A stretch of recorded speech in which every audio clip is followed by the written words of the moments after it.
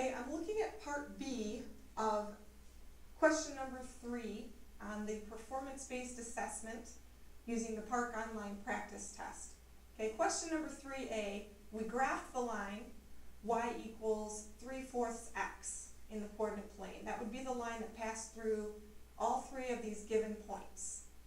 And part B then asks us to do some interpreting here. It says use the graph in part A to explain why the ratio of the y-coordinate to the x-coordinate is the same for any points on the line except the y-intercept.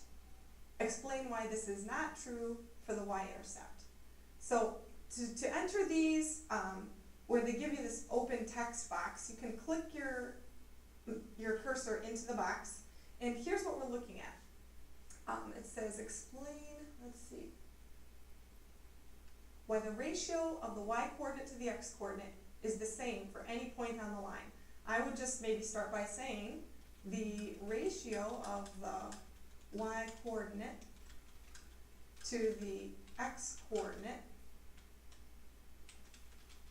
is the same for any point on the line except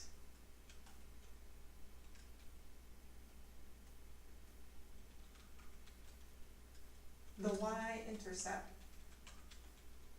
because why? Okay, why is the ratio the same? Okay, it's because the equation for the line is y equals 3/4 x. Now, I think if you just type 3 and then a slash bar and a 4, you get the 3/4. And if you arrow over using your arrow keypad, you can get out of the bottom the denominator of that fraction and type the x.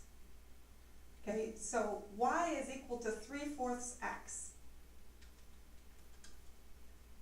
This means that the y-coordinate for any ordered pair will always equal 3/4, 3/4 of whatever, let's see, of whatever the x-coordinate was. Okay, so the ratio is always going to be a ratio of 3 to 4 because we're always taking the x-coordinate times 3/4, and that will equal the y-coordinate. So the y-coordinate is always going to be 3/4 of what the x-coordinate was.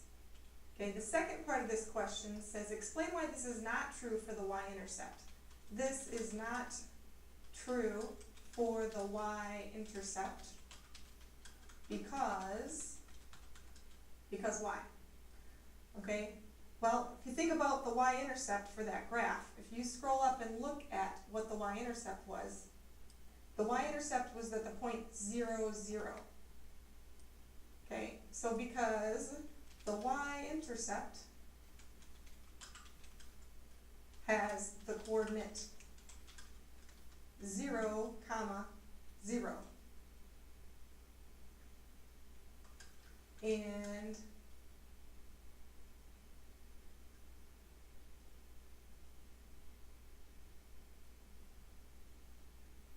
if y must always equal 3/4 of what x is equal to, then y must be 0 when x is 0.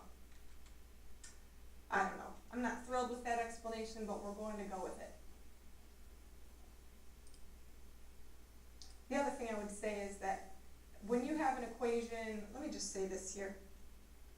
Any line that passes through the origin, like the line y equals 3/4 x,